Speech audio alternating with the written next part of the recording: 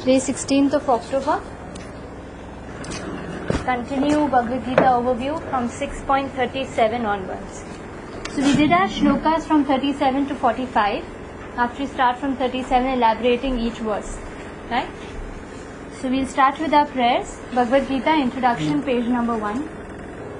Om Ajnanatimirandhasya Jnananjana Shalakaya Chakshurunmilitam Yena Tasmai Shri Guruve Namaha Shri Chaitanya Manobhishtam Sthapitam Yena Bhutale Swayam Rupaha Kadamahyam Dadati Swapadantikam Vandeham Shri Guru Shri Yuta Padakamalam Shri Guru Vaishnavamscha Shri Rupa Sagrajata Sahagana Raghunathanvitam Tam Sajivam Sadvaitam Savadhutam Parijana Sahitam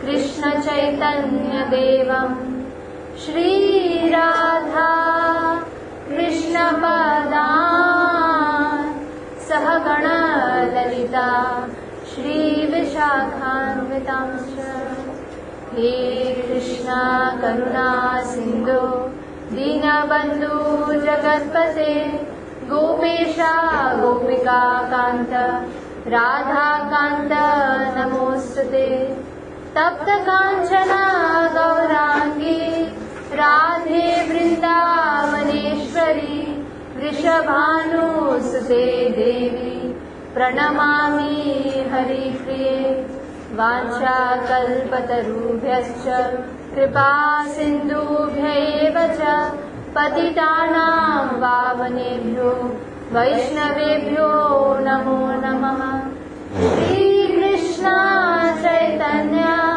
Prabhu Nityananda Shri Advaita Gadadhar Shrivasadi Gaur Bhakta Vrinda Hare Krishna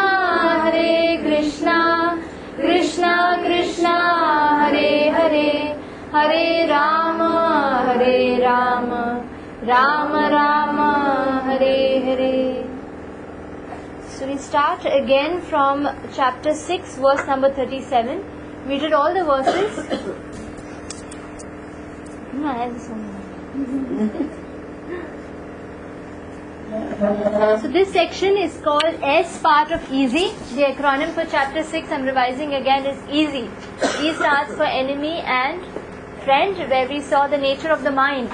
We had most of the, a lot of important verses are in this section, where Krishna speaks about the nature of the mind. When you control it, it's a friend, and when you fail to control it, it is worst enemy. Not even enemy, it's the worst enemy. And then he begins with Ashtanga Yoga, giving that a preliminary, requirement or a qualification to practice Ashtanga Yoga is making your mind a friend. And then he gives internal things that you have to do, external things that you need to follow. Basically is that you're a grihastha, you're out of Dhyan Yoga. Yeah, so that's why later on in this part, at the end, the few verses that we did last time, we saw Arjun's predicament for practicing this particular yoga. You know, his problems to practice this yoga. He says that it's not very practical because I am a grihastha, I don't want to leave my family, it's difficult for me to go to a secluded place. And what does Prabhupada write in the purpose that in Kali Yuga, how it's difficult to practice? Again, it's difficult for us to leave our houses and go. Grihasthas are outside, so then it becomes a very narrowed down. People in Kali Yuga are disinterested in spiritual life. Even if they're interested, the seriousness required for Ashtanga Yoga is not there. And it's a very long and tedious process. Our duration of life is so small, right? So then it doesn't allow us to practice Ashtanga Yoga for a long time. So now, again, this 37th verse is a question asked by Arjun, which we'll be seeing in this shloka.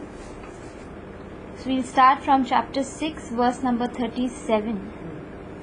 Right, so now I'll just quickly do a small gist of what this 37 to 45 is. It says, hearing about this difficult process triggers Arjun to ask another question. And this chapter began with a question, you remember? What happens if one takes to this yogic process with faith, but then falls away without perfecting his spiritual consciousness?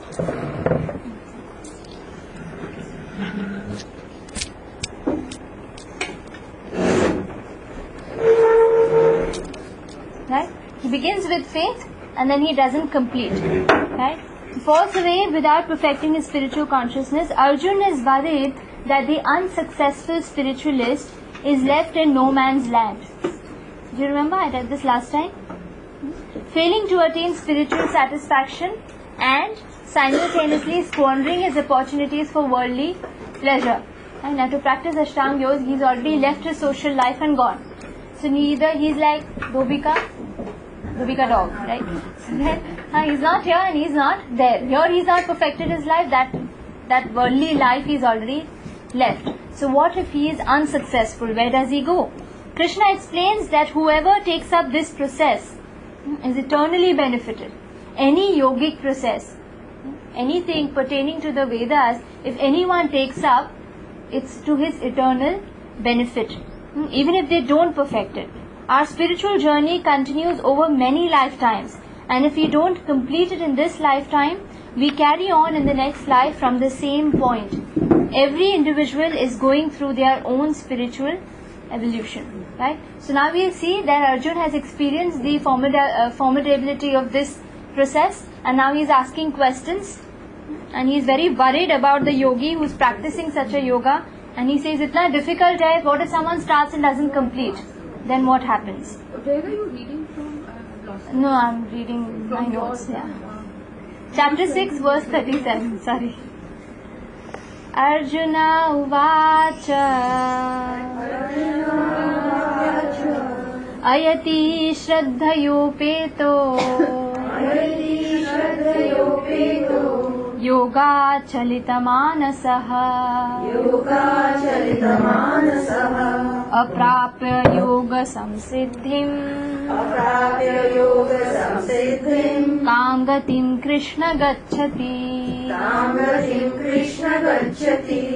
Together, Arjuna said, "O Krishna, what is the destination of the unsuccessful transcendentalist who in the beginning takes to the process of self-realization with faith, but who later desists due to worldly mindedness and does not attain perfection in mysticism?"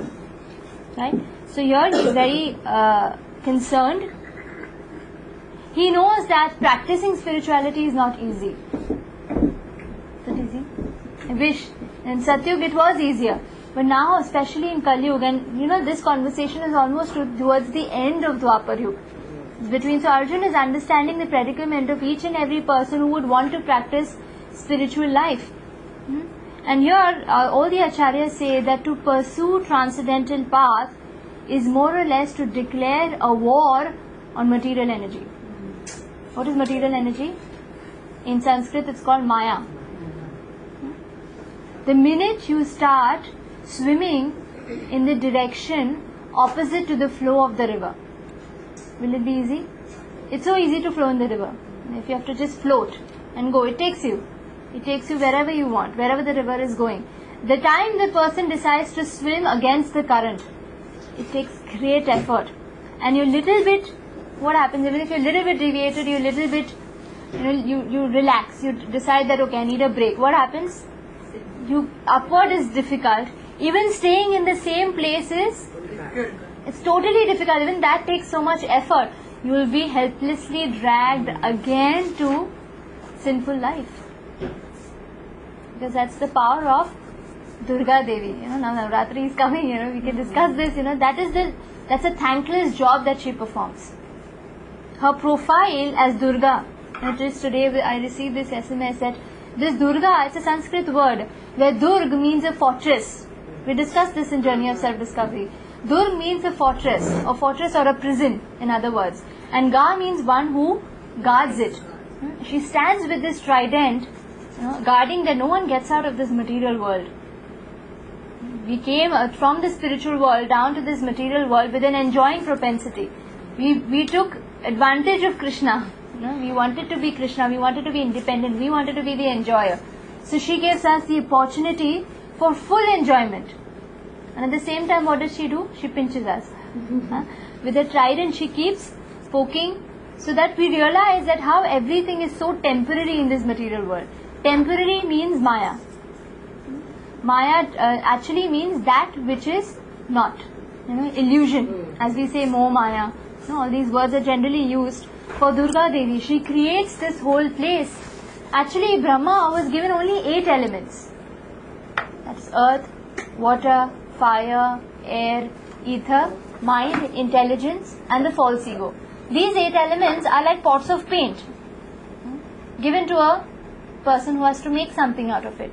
Now, by itself, if there's red, yellow, green, blue, by themselves, these colors are not so attractive. But what they create, that is the artistry of that's the art, that's the talent of the artist, is what he or she does with those paints. And that is what attracts us. It's not those pots of paints which are attracting us, but actually the whole art which is created is what is attracting us. So by themselves, this earth, water, fire, air, ether is not attractive. What Durga makes out of it? Brahma is just creating. What is Durga doing? She's painting a beautiful picture, so each and every living entity gets so attracted and attached to these things.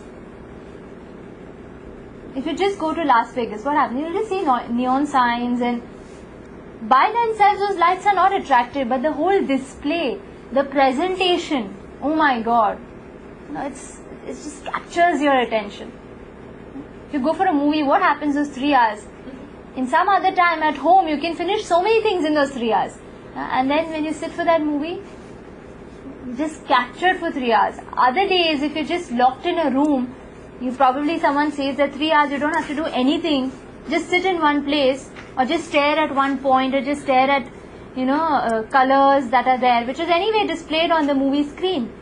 We'll get bored. We'll probably not even take that deal. But when the same colors, when Maya is added to it, what happens? She creates this whole illusion which looks so real. In the Shastra, gold is called as yellow stool. Yeah, but it's so attractive. In fact, Prabhupada says that even if it is fallen in garbage, even if it's fallen in the worst of stools, people will still try to take out that gold because it's gold. Right? So that is Maya. And when we try to go against her, oh my God, it's not going to be easy. So Arjun realizes this problem. He says that spirituality is like declaring a war on Maya. What to speak about preaching? When you preach to others, Maya will try full force to keep that living entity under her control. So consequently, when a person tries to escape the clutches of this lady, she tries her best to keep that person down. So now what is Arjun doing? In the next verse, he's asked this question. In the next verse, verse number 38, he clarifies the question even more. So what is the question? It's pertaining to difficulty to carry on a spiritual path. Is that okay? And verse 38 is further clarification. Verse 37, he asked a question, he's further clarifying it in verse number 38. Kachinno bhaya vibhrashtash Chinna bhramiva nashyati Apratishto mahabaho Vimudho brahmana pati. Translation together. O mighty armed Krishna, does not such a man who is bewildered from the path of transcendence fall away from both spiritual and material success and perish like a driven cloud with no position in any sphere? So here, to further clarify the question, Arjun is using an analogy. of a riven cloud. What's a riven cloud? A lot of times when, all these massive, you've seen a cloud, it's like huge. All of them are floating together. At that time, sometimes what happens, a small part of the cloud sometimes breaks away, and with the help of the wind is trying to attach to a bigger chunk. And sometimes that doesn't happen. It's not able to latch onto a bigger one, and plus this one is lost. Where it belonged to is lost. So then the small cloud, what happens? For the wind, it's easier to blow away this cloud and make it a non-entity. So that cloud, that small cloud, which is left not in the home and not to the new big cloud, is like a riven cloud. Not here and not there. So that's what Arjuna is saying. This person has lost all worldly pleasures and is not even able to, it's not that this person is not sincere. He sincerely tried, but due to distractions that this Maya has thrown on him, he's got bewildered. So then now what? Is he going to be lost like a riven cloud? What will be his position? So then he says, why is he asking Krishna this question? Verse number 39 is why Arjun asks Krishna this question. Etanme samshayam Krishna Chetum marhasya sheshatah Twadanya samshayasyasya Cheta nayupapadyate. Translation, start. This is my doubt, O Krishna, and I ask you to dispel it completely. But for you, no one is to be found who can destroy this doubt. He says it's only Krishna who can dispel someone's doubt. Why? Because Krishna, K is Krishna. Krishna knows everyone's past, present and future. Krishna is the best judge. A lot of times when someone is being blamed on someone, we usually see only a person's present situation. What background has that person come from? What is going to happen in future? So every living entity in a way is limited to judge anyone else. But Krishna is the best judge because he knows every living entity is past, is present, and what this person is going to do even in the future. That person is such a person is called Trikalagya. Otherwise, a person who has knowledge of all the three kals. There are three kals, the three time elements: past, present, and future. Right? So everyone has this: a past, a present, and future. So Krishna knows all these three things. That's why Arjuna is presenting this question to him, and he says there's no one else who can answer this question because only you are Trikalagya. So now 6.40, Krishna starts answering. More than an answer, it's like a pacification. He's pacifying Arjuna, there's no problem. Krishna's answer to Arjun's dilemma. So what does he answer? Shri Bhagavan Uvacha Partha Naiveha Namutra Vinashastasya vidyate Nahi kalyana krit kaschid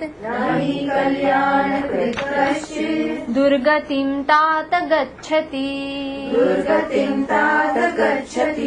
Translation: The Supreme Personality of Godhead said, Son of Pritha, a transcendentalist engaged in auspicious activities does not meet with destruction either in this world or in the spiritual world. One who does good, my friend, is never overcome by evil. He says anyone, even if they've done 1% of spiritual, any 1% of, even if they've taken one step towards Krishna, what happens? That is never lost. Never lost. In contrast to material endeavor, what happens? Suppose if I study very hard, I'm working day and night, I'm toiling so hard, and I've got a PhD degree. Yeah. Start with ABCD. Start with those stupid tables. And that was the most irritating part for me. Huh? Ratta maro, everything right from numbers to alphabets to all the theses, all the college study, the graduation, everything you have to pass all over again. What to speak of studies? Even if you see material endeavors, if I start building an empire, almost done 50-60%, and I know that I have plans, I have the finance, I have the ability to finish this whole project, and I couldn't. Next life, can I start again from that 60-61%? No, material endeavors are bound to perish. You know, you've seen this arthi going. You know what's an arthi? It's a procession where a person is taken. Do you see their luggages and everything? No. You know, just about last month, Luggages meaning? Luggages mean whatever they own, their property. They have to write a will saying that whatever I work for is now someone else's. That's what a will basically means. No one can carry it, even though they worked so hard for it. In fact, Bhagavatam says a story, it's very beautiful, you know, that how this person, you know, he's worked so hard, built this whole beautiful house and everything, even to get one good, huge palace to build, it's not so easy to work so hard. And then finally, when he's old and it's time for him to enjoy, his son kicks him out. I'm laughing right now, but it's actually so, breaks your heart. And this happens everywhere. And I wish we could just pack everything and, you know, carry it to the next lifetime. What goes with us is our good karmas, and those are also perishable. Once you get the reaction to it, it's over. It doesn't carry forward. Tell me how many people are actually grateful to what you've done for them. It's actually forgotten even in this lifetime. What about carrying it to the next?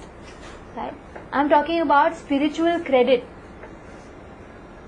Spiritual credit is something which is never lost, and that is what Krishna is pointing out in this shloka. He's saying that, so son of Pritha. Pritha is another name for Queen Kunti. He says, O son of Pritha, a transcendentalist engaged in auspicious activities does not meet with destruction either in this world or in the spiritual world. Means anywhere he is and he is practicing spiritual life, that credit, that loan or that amount in the bank, in the spiritual bank account is never lost, it never depletes. And then, one who does good, my friend, is never overcome by evil. Yeah. Here in Srimad Bhagavatam, Narad Muni in the first canto, he is speaking to Vyasdev, and he's speaking this beautiful shloka. It's here, Tyaktva Swadharmam Charanam Bhujam Harer. Can you see it in the purport? It's a very nice shloka. What he's saying is that all material prospects, you know, if someone gives up all material prospects, has taken complete shelter of Krishna, the Supreme Personality of Godhead, there is no loss, there is no degradation in any way. On the other hand, a non-devotee who has no spiritual prospect, but he has worked hard only for material prospects. And what is left with him at the end of his life? Zero. It's absolutely nothing. Right? So Krishna says spiritual endeavor is actually the only endeavor which sustains at the end of a person. 6.41. So here the first answer to Arjun is that spiritual credits are eternal. 6.41. Prapa punya kritam lokan ushitva shashvati samaha shuchinam shrimatam gehe yoga bhrashto bhijayate. Translation? Start. The unsuccessful yogi, after many years of enjoyment on the planets of the pious living entities, is born into a family of righteous people or into a family of rich aristocracy. Right? Now what I'm going to do, I'll just erase this part. Why is there in the shloka that S sign like yoga, bhrashto, before vijayate? Sure? Yeah. Or before the B? Before vijayate, there is It's actually abhijayate. There's which is this dash actually means So now Krishna is going to mention two types of yogis. So after we see that Krishna's verdict is final. Whatever he says, he's trying to allay all of Arjun's doubts about practicing spiritual life. Arjun is a little fearful. What if I try to practice and then everything else is also gone and this is also gone? So 6.41, Krishna says that this last thing, spiritual credits are eternal. And then he describes destination of a short period yogi and a long period yogi. There has to be some difference. It's not that all the yogis who've tried, who've practiced, and there's another person who's practiced for a long time, but just before perfection he lost it. Everyone can't be put into the same category. There is some difference. So first, Krishna is talking about a short-term yogi.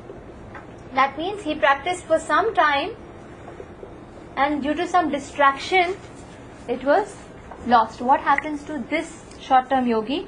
And another person is a long-term yogi. He practiced for many years. What kind of birth does he get next? And what about a person who was short birth? What type of birth does he get? Right. So I think 6.41 is what we are doing. So here he describes a short period yogi, and then 6.42 I'll be mentioning next is a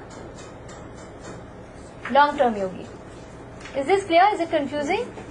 It's pretty simple. He's actually demarking a person who's done it for some time, a beginner, and a person who was really experienced, just little bit short of success.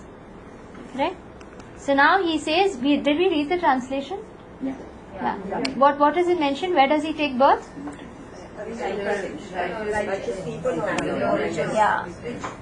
Shuchi and Shrimatam. These are two different words. Shuchi is a pious, a righteous family. Why such a birth? And before taking birth here, he does something else. What is that? Can you read in the verse? It's there in the verse. Before taking birth, in it, He enjoys in the many years of enjoyment. So in between this birth, he goes to the heavenly planets. After many years of enjoyment in the heavenly realm, then when he has finished that quota, he has to come again and not take birth in a lower species or anything. He immediately gets birth in a Shuchi family. Shuchi means a pious, a righteous family where people are mostly doing, they are very positive. They are basically performing very good karma. A charitable family, or sometimes a family of Brahmins. They are in mode of goodness. So it becomes easy for a person, rather than to go into a sinful, upbringing. He always has a positive upbringing. People are very God-fearing family. Like that, right? Brahminical family. And what about Shrimatam? These two are different. This might not be rich. They might be pious. They might be good-hearted people. Or he can take birth in a Shrimatam family. That means rich and aristocratic family. Why? So that the basic needs, a person doesn't have to work hard for it. It's already provided. And he can take up spirituality with more ease. But it can even be not only birth, you can even get married into such a family. Does that also come in this category? Right now he's talking about birth. Because the unsuccessful yogi has to immediately begin. Suppose he's finished 60%, he begins from 61. Next life. So marriage is like 20-25 years of age. So that much is lost. Yeah, it's birth. Sometimes, getting married is also past karma. Of course. Yeah, that of course. You can enter a family like that. A Vaishnava family. That is even more better. You go to a Vaishnava family. So what is a rich family but not a pious family? It will be pious. It is possible. It is possible. like rich and pious or rich? This Could be. and this. But this could be pious and Shrimatam. it's actually people who are born abroad, but in very rich families. Sometimes they become detached. A lot of times they become detached. Even though there's so much glamour around them, there's so much this, and you'll see a lot of people, they're very detached from this, from the glamour, because they've seen it all. They see the shallowness of, this glittering gold. You can see the shallowness. But that particular consciousness can only come when they have a background of past life piety. Otherwise, there are rich people who just plunder away all their, that is a sign of good karma coming to you, and you've just spent it off. A person who has good karmas is born in a rich family, but then he becomes detached and he practices spirituality with more ease. Actually, if you see Arvind Mafatlal and his family, I have a live example of them. You see from his family, they're so pious. They're so pious and they are practicing spirituality with such ease. Of course, not everyone in his family. So then you can see the difference also. They're always there during Janmashtami, that family. Yeah. Actually, Arvind Mafatlal is a part, he made a whole establishment in Chitrakoot where he was a great devotee. He passed away. So he was a great devotee of Lord Ram.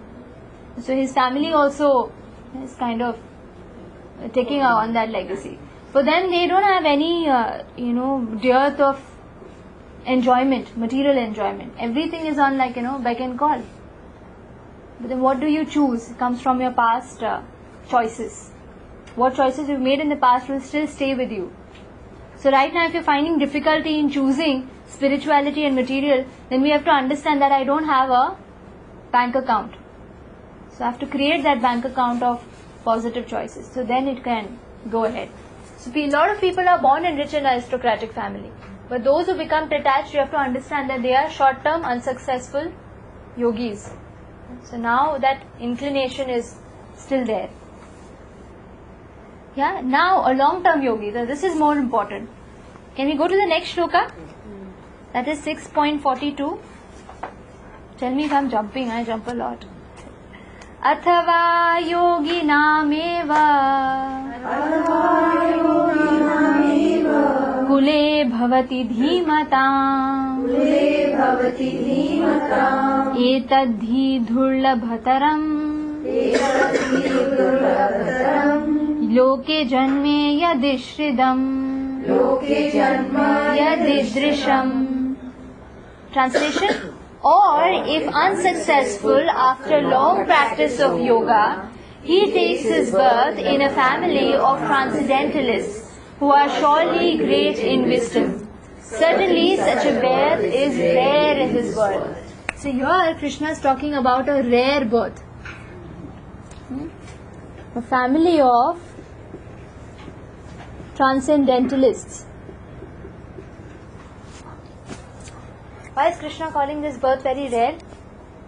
He says because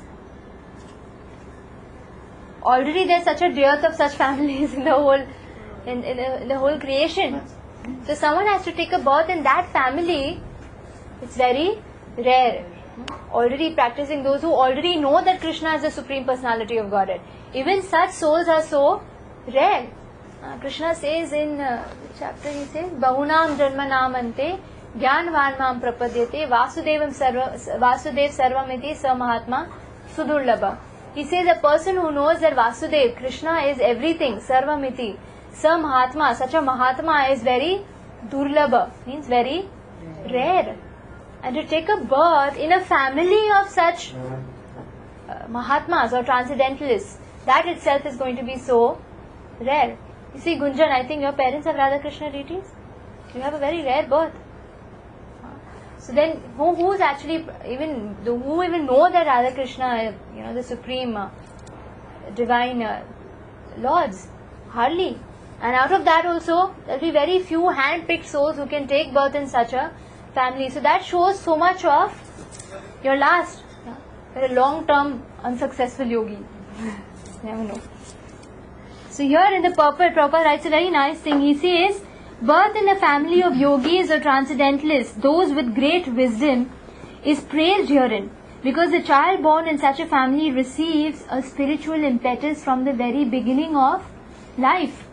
So even your children might be unsuccessful yogis. Yeah? Because at home itself you have a standard deity worship. How many of such families are there in the world? Barely, handful. Right? It is especially the case in Acharya or Goswami families. Such families are very learned and devoted by tradition and training, and thus they become gurus, they become spiritual masters. In India there are many such Acharya families, but I'm reading from the pulpit. Is everyone there? Yeah. But they have now degenerated due to insufficient education and training. By the grace of the Lord, there are still families that foster transcendentalists generation after generation. They actually have staunch spiritual masters and families who are producing such spiritual masters. Fortunately, both our spiritual master, Om Vishnupad Sri Srimad Bhakti Siddhanta Saraswati Goswami Maharaj, this is the spiritual master of A.C. Bhakti Vedanta Swami Prabhupada. He's speaking about his spiritual master. He also took birth in a very special Vaishnava family. His father is Bhakti Vinod Thakur, who was a magistrate in Calcutta. He was a magistrate. He was working for the English courts. Actually, there were, viceroys in a particular. They had particular domains of areas, and all of them were fighting for Bhakti Vinod Thakur because he was so good at his work, so good at his in his administration, and everyone was fighting for him at that point of time. It is mentioned in Calcutta, in history of Calcutta and those areas, in Bengal areas. So this person was so powerful, and he had 10 children. He himself was the initiating spiritual master, being a grihastha.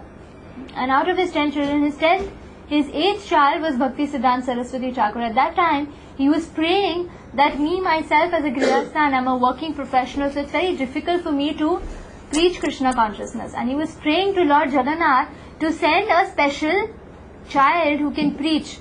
And at that time, his wife conceived, and later on she gave birth to someone called, his name was Bimal Prasad when he was young. Then his sannyasi name was Bhakti Siddhanta Saraswati Thakur. When he was born, and that time he was posted in Jagannath Puri, Bhakti Vinod Thakur. And at that time his house was bang opposite the lane where the Rath Yatra cart would go every year. And Bhakti Siddhanta Saraswati Thakur took birth around the time of Rath Yatra. And when the Rath Yatra cart was passing, it actually stopped, it halted, the Rath Yatra cart halted outside the house of Bhakti Vinod Thakur. And these devotees were pulling the cart and wouldn't budge, just wouldn't move. So immediately, Bhakti Vinod Thakur's wife, she got this idea that, I have this newborn child here, why not immediately go and take darshan? Otherwise, to enter that crowd is like chaos. There are about 12 to 15 lakhs people on the road. So to get that darshan is so rare. So the minute she took Bhakti Siddhanta Saraswati Thakur up to the cart, she gave it to the pujari, and the pujari put this baby in the feet of Jagannath. Immediately the garland of Jagannath fell on him. So they understood, Bhakti Vinod Thakur understood that I hope my prayer is answered. So this is getting a spiritual impetus from the very family, And then Prabhupada is mentioning our humble self. He's mentioning himself. He's not even writing his name. He's writing my humble self had the opportunity to take birth in such families. The father of A.C. Bhaktivedanta Swami Prabhupada was also a very wonderful devotee. His name was Gaur Mohan Dey. Prabhupada mentions in his biography that he would wake up, and the minute he would open his eyes because of the bells, of his father, doing the arti of Radha Krishna deities in his house. When he was just 7 or 8 years old, his birthday gift from his father was Radha Krishna deities. Radha Mohan is what his father gave, and every day he would worship this. Those deities are still there in Juhu. If you go to Rasbihari temple, up in Prabhupada quarters, those deities are still there which Prabhupada's father had gifted him as a birthday gift. So this you understand that, such spiritual families, children are trained right from childhood, and it's a great opportunity, and which is very rare, as Krishna says.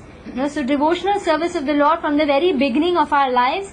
Later on, we met by the order of transcendental system. The Prabhupada was born somewhere else, his guru was born somewhere else, and then they met by transcendental system. And then they could take forth this whole process of distributing Krishna consciousness.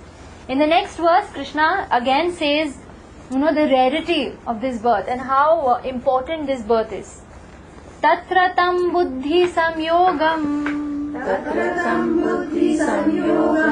लभते पौर्वदेहिकम् यतते च ततो भूयः संसिद्धौ कुरु नन्दन. Translation: On taking such a birth, he revives the divine consciousness of his previous life, and he again tries to progress in order to achieve complete success, O son of Kuru.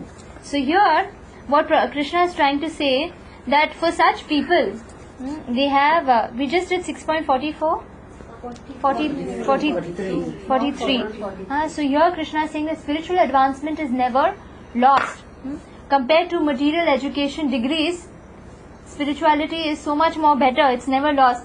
I remember in 2.40 when we had done this shloka, Neha Bhikrama Nashasti Pratyavayo Na Vidyate. He says that, any abhikram or any krama, any work towards the spiritual path is never nash. Nashasti, he says that it's never lost. You always have a spiritual account. In fact, the beautiful thing about devotional service is that you can start someone else's spiritual account without even them knowing. How is that? It's called a secret atom bomb. It's called prasad. Jayapataka Maharaj says that women have two weapons, tears and prasad. With tears they melt their husbands or their family to practice Krishna consciousness, or the secret weapon is prasad. Just mix some prasad in the food of some person. Immediately their spiritual account is begun without even them knowing about it. Whether they know and they eat it, whether they don't know and eat it, but then medicine to kaam karega. It's like that. So from this life it's understood that transcendental endeavors or practice of yoga never goes in vain. And Krishna talks about that how this yogi, he continues because of the spiritual inclination. Automatically he gets inclined to spiritual things. A lot of times you see devotee children, you don't need to teach them things. You just practically they hear in the temple, and then one of the first things they learn in our temple is Narsingh Arati. Narsingh Arati, apparently it's a Sanskrit bhajan, it's a Sanskrit song. It's got such difficult words. You've heard Narsingh Arati is one of the morning prayers that we sing, and children pick it up like this. It's a big song, it's not a small song. And they pick it up immediately. You understand that how they have a natural inclination towards spiritual things and spirituality. And they immediately pick it up without any, how much endeavor we have to do to tell our children, chanting karo, ye karo, mandir aao, and such children have a natural inclination, and that's why it's a very rare birth. So here in 6.43, Krishna says how it's not lost, and this person, what does he do? He knows that now I have to, last time I couldn't perfect it, this time I have to perfect what that little bit thing is left. So 6.43, that yogi tries to finish his balanced spiritual account. So on taking such a birth, he revives the divine consciousness of his previous life and again tries to make further progress in order to achieve complete success, O son of Kuru. In the purport, Prabhupada gives an example of King Bharat. Before the birth of Bharat, now this Bharat is not the brother of Ramchandra Bhagwan, this is another Bharat.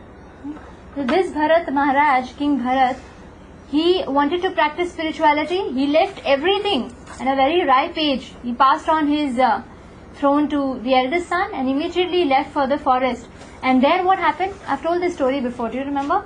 It's there in Srimad Bhagavatam, I think 5th canto. So there we know that this person who left a beautiful wife and mansions and everything and went to the forest, what happened in the forest? He got attached to a deer. Now we might think, Maya is in only these big things, but even the smallest attachment can take us away from Krishna if we fail to attach it to Krishna. That's a hitch. Everything can be connected to Krishna. If we fail to do that connection, we get materially attached to that thing. So then what happened? Jada Bharat, even this Bharat Maharaj, even after practicing this yoga for so long, he couldn't perfect it because of the attachment to this baby deer. End of his life, looking for this deer, fell off a cliff, making the story very short. And contemplation was not on Krishna. Krishna says in 8th chapter, verse number 5, verse number 6, Yam yam vapi smaran bhavam tyajatante antakalevam. He said, what you think of at the end of your life, that is tam tam evaiti konteya. He says, that is what you will attain. So when he was contemplating on that deer, his next life was as a deer. In 4th canto again, there is a story of King Puranjan. This King Puranjan, when he was dying, his fortress, his city was attacked by Chandrega, by another king, the king of the Yavanas. And what happened? He was contemplating of his wife. So when he was dying, the next birth he took as birth of a woman, in a woman's body of a woman. And then here King Bharat took birth in the body of a deer. Now the difference between Puranjan and Bharat was that Puranjan was a pakka materialist, absolute zero spiritual progress. And here, because he had some spiritual quota, what happened? As a deer, he could remember his past life. He knew that I was the great king. In fact, this Bharat was a very powerful king. That is why, after his name, the name of our country is Bharatvarsh. Not country, it's actually the entire globe. The whole planet's name is Bharatvarsh. Before that, it was named as Ilavrit Varsh. There was a king who was a descendant of Bharat. It was Ilavrit. That time it was called Ilavrit Varsh. And after the king, he was such a righteous and wonderful and powerful king. The whole, not a gully. Sometimes you have a building named after a person or a lane named after a person. The whole planet was named after this king. And such a powerful king becomes a deer in his next life. But he remembers what happened, how I lost out in my last birth, just with an attachment to a deer. So as a deer, he left his family, left his mother, father, dear father, went to a ashram of sages who were constantly conducting these yagyas, and they were constantly chanting the holy names of the Lord, and he always served those people there.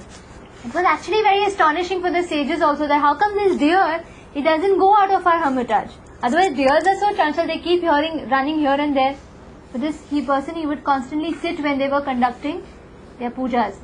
So then they understood that he might be having some past account. And then when he left his body in that hermitage, he took a human birth again in the family of transcendentalists. So this is how what Krishna says in the Gita is actually there in the Srimad Bhagavatam, in the story of King Bharat, how he took birth in the family of transcendentalists, and in that life he perfected his yoga, he perfected his devotion to the Lord. So can we do 6.44? Purvabhyasena tenaiva Riyate hyavashopi saha Jigyasurapi yogasya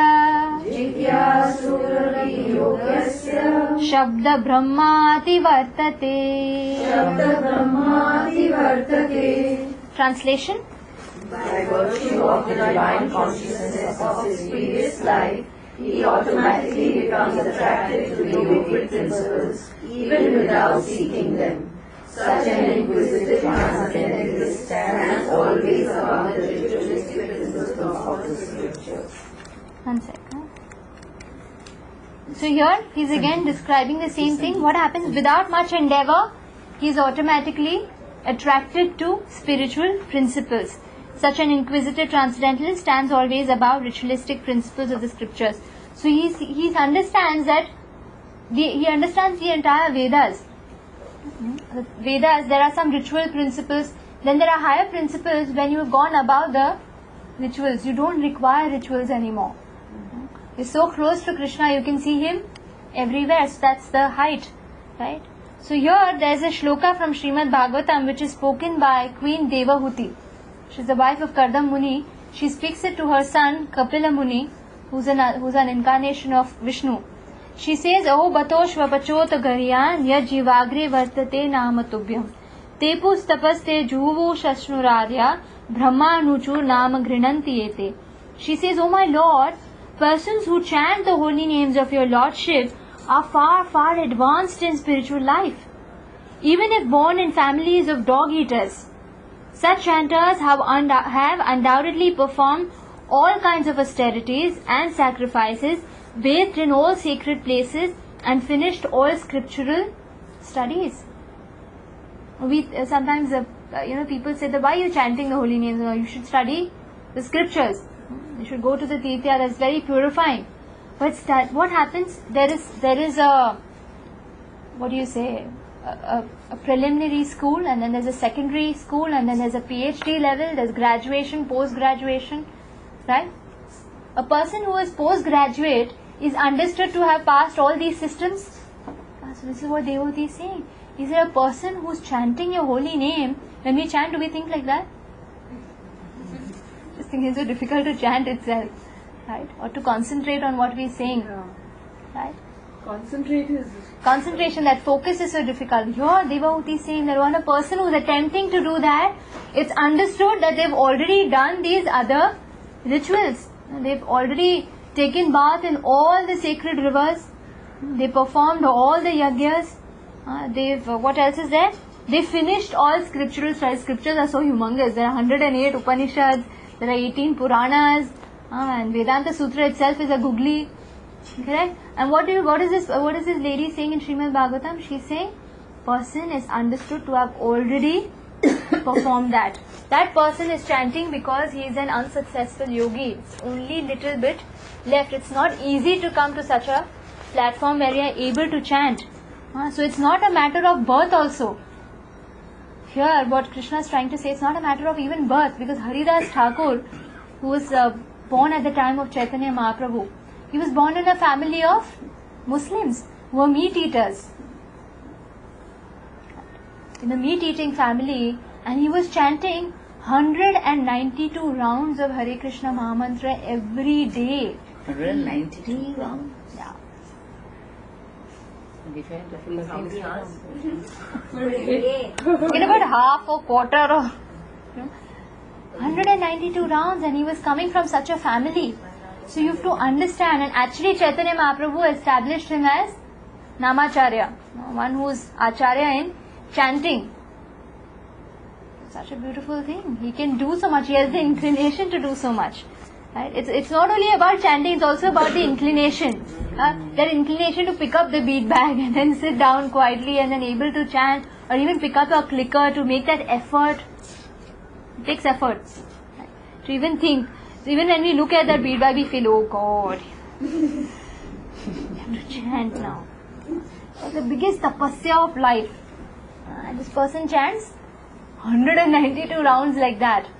So that shows that he has great inclination to perform such a thing. To understand that they are unsuccessful yogis. If we are able to chant, that means we've already crossed, we have the opportunity to chant. That's so rare. Even if we chant with not full concentration, It's still better than not doing anything at all. because it's very difficult to concentrate throughout. What Krishna is trying to point out here is Purvabhyas. He says if you have Abhyas, if you have practice, Purva means in the past, then it becomes more easy, it becomes an inclination. Yeah? It's better to catch them young. Children are small, they don't get feedback. They don't listen. How old are they? That's why. When they're young, No, when he was small, he used to you listen. shrink them to it. When he was small, he used to listen, he used to do it. Now, I don't know, suddenly. Now when he's 24, 25, he'll continue. That's true. Tell us also not to do. Yeah, that's What true. is all this? Let them come to 24, 25. When they fought with Maya well enough and they've lost it, Nice. He used to sit down with me and do everything, I don't now he's teaching you patience. He's making you chant more sincerely. And after that, oh my God, also I have no time. want to go to the temple. It takes some time. You know what happens? All of us have been through this, 15, 16, the whole body is changing. So it's actually very bewildering. They are going through a tough time more than us. We think they're giving us a tough time, but actually they themselves are going through a tough time. So when the body changes, it's not so easy. They don't know what's happening to them. You get attracted outside to the opposite sex. All this begins, That's why Brahma's children, those 4 Kumaras, they prefer to be babies. They said when we grow up, all these problems begin, better to be children. I wish we had that option to keep our children. Since that option is not available, start young, we'll continue later. In fact, a lot of research has said, that whatever they've been doing earlier, this 5-6 years kind of, they blow up and then they start coming back by 22, 23. Whatever you've given them starts coming back. I hope so. We keep this. So we'll do one more verse and we'll do one round of chanting. 45, because then we finish this section. And we can finish 2 verses next time and start the 7th chapter. प्रयत्नार्यतमानस्तु योगी संशुद्ध किल्बिषः अनेक जन्म संसिद्धस् ततो याति परां गतिम्. Translation: and when the yogi engages himself with sincere endeavor in making further progress, being washed of all contaminations, then ultimately achieving perfection after many, many births of practice, he attains the supreme goal. So Krishna is saying, Bahunam Janmanam Ante. He says, after a lot of births by rigid practice, it takes focus, it takes tapasya. A person born in I'm reading the translation, the purport. A person born in a particularly righteous, aristocratic or sacred family becomes conscious of his favorable condition for executing yoga practice. Now there's a facility to given to a short-term yogi. He just has favorable environment to practice. And a long-term yogi, he has a favorable, because it's a transcendental family, so already the favorable condition is there, plus he has past life impetus to practice. If you see, this many years of enjoyment in heavenly planets is skipped by the long-term yogi. The short-term yogi apparently fell down because of his propensity to enjoy. So this propensity is taken care of, then he is given a favorable condition to practice. And this person, a yogi dhimatam, or a person who is born in a family of transcendentalists, actually is one notch up, because he not only has a favorable environment to practice, he already has practice of rigidity. That focus, that rigid practice he has already, Purva Abhyas is already in his account. So when he comes like that, then he practices with full vigor, with full force. And so then he says, with sincere endeavor in making further progress. Then, after many, many births, he attains the supreme goal. Right? So then 46 and 47, Krishna gives a hierarchy. Quickly do a quick short thing of what these 2 verses are all about. In that, Krishna gives a hierarchy. Who is better than whom? Can we do only the translation of 46? Only the translation.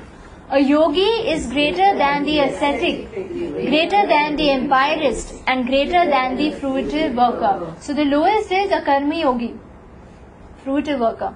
One who thinks, if I do this yajna, I'll get this benefits. He is lowest in the rung of the yoga ladder. And then higher than him is the empirist. Empirist is one who is studying, a Gyan yogi. Higher than a Gyan yogi is this Dhyan yogi. And in all circumstances, Viyog yogi. And then in the 47th verse, Krishna defines who is the best yogi. That we'll do next class. Next Tuesday,